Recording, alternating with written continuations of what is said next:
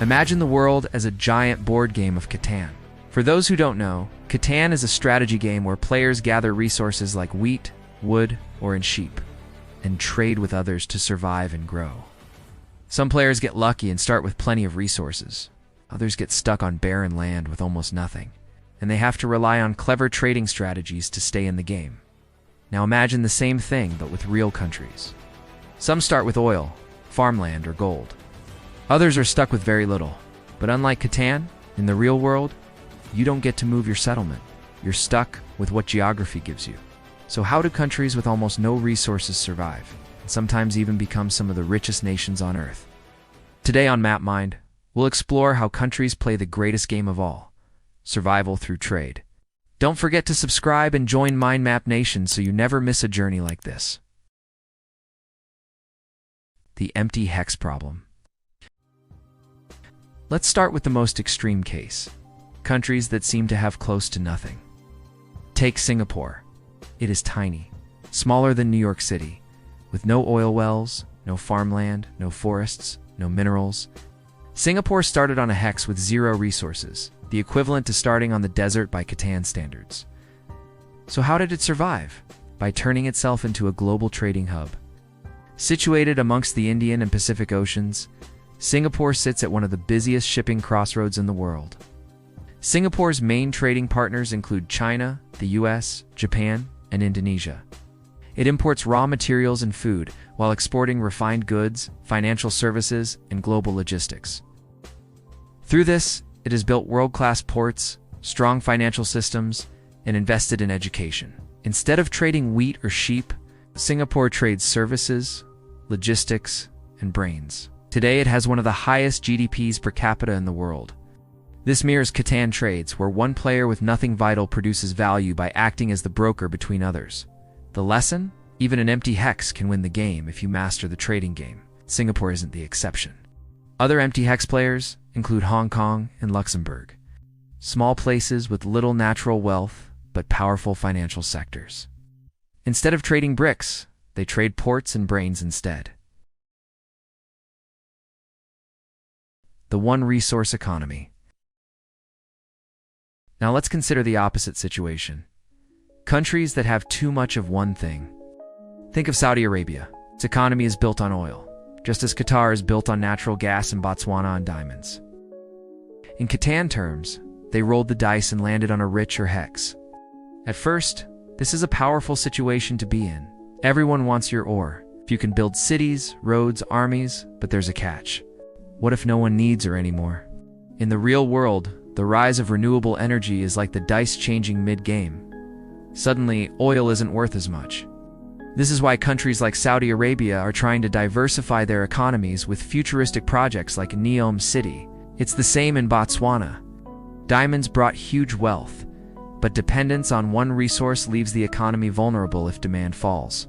In Catan, hoarding one resource works until players no longer trade with you. This is the same in real life. The real world, Saudi Arabia exports mainly to China, India, Japan, and South Korea, who need its oil, while it imports food and high-tech goods from Europe and the US. This creates dependency both ways. Botswana's diamonds mostly go to Europe and North America, while Qatar's natural gas supplies Asian giants like Japan and South Korea. In Catan terms, these are lopsided but steady trades until another player finds a new hex. The overloaded player. Now imagine a player who has way too much of one resource, but struggles acquiring other resources. That's the reality of countries like Russia and Venezuela. Russia possesses vast reserves of oil, gas, and minerals, while Venezuela has some of the world's largest oil reserves, but both struggle with producing basic consumer goods. Russia imports everything from high-tech electronics to tropical fruit, while Venezuela, despite sitting on a sea of oil, has faced shortages of food, medicine, and even toilet paper. Another example of this is Nigeria. It is rich in oil, but corruption and dependence on petroleum exports have left much of the population in poverty.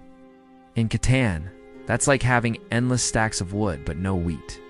You can't build settlements, you can't grow, you stall out. Overloaded players are strong in theory, but weak in practice. because no one wins Catan by playing solely with one resource. Currently, Russia trades energy with Europe and China, while relying on imports from Germany and South Korea for machinery and electronics. Venezuela sells oil mostly to China and India, while depending on Colombia and Mexico for food. On the other hand, Nigeria ships crude to the US and India, but buys refined fuel back from Europe. These imbalanced deals show how a player with one card is forced into weak trades with whoever will take them. The smart traders. Then there are the real pros. Countries that start with almost nothing but win by trading smarter. Take Japan. It has very few natural resources. It imports almost all of its oil, gas, and metals.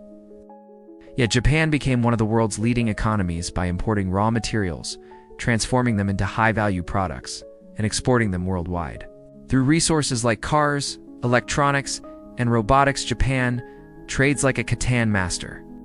Moving to another example, we have South Korea playing the same strategy as Japan.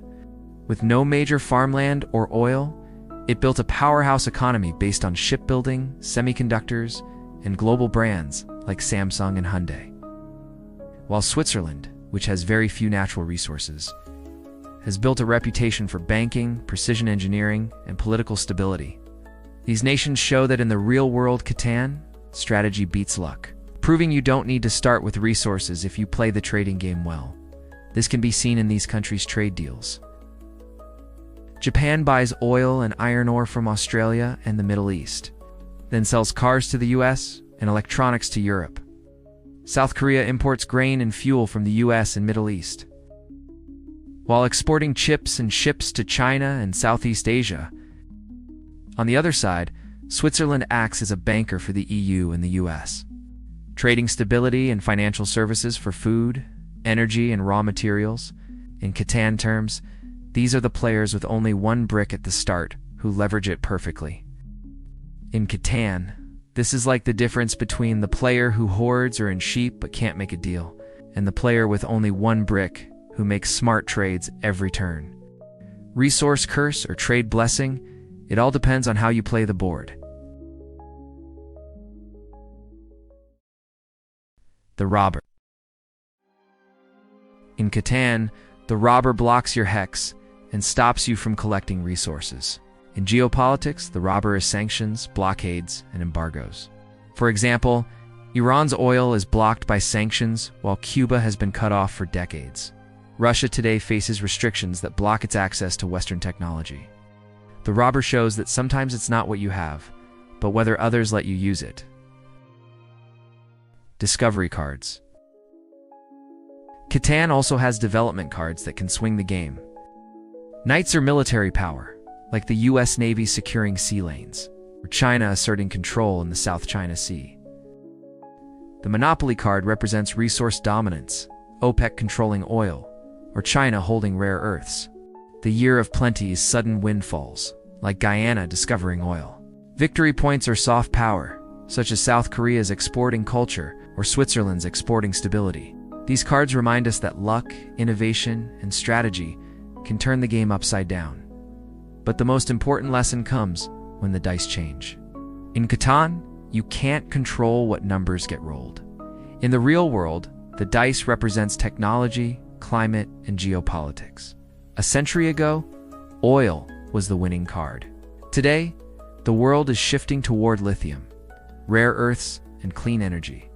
Countries like Chile and Bolivia, with huge lithium reserves, are suddenly in the spotlight. Nations like Australia, once thought of as just farmland and sheep, are now critical suppliers of rare earth minerals and green energy.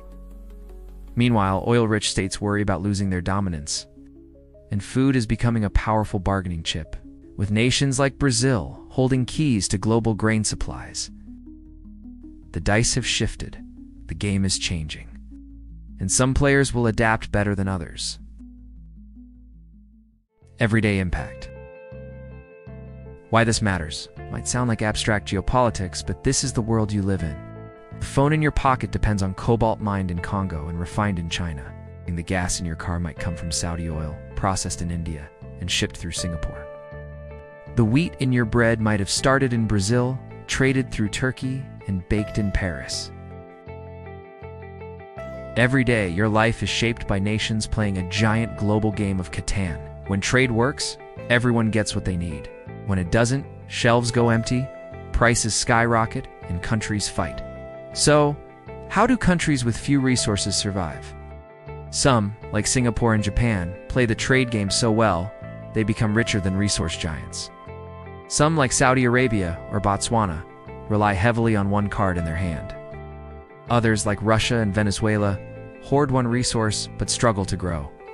And some, like Switzerland, prove that brains, stability, and trust can be worth more than diamonds or oil. In the end, the world really does play a massive game of Catan. Some players start in fortunate positions, others start with almost nothing. But survival depends on how well you trade, adapt, and play the cards you've been dealt. Which country do you think is playing the best game right now? And which one is risking it all by relying on just a single card? Don't forget to subscribe and join Mindmap Nation for more videos like this.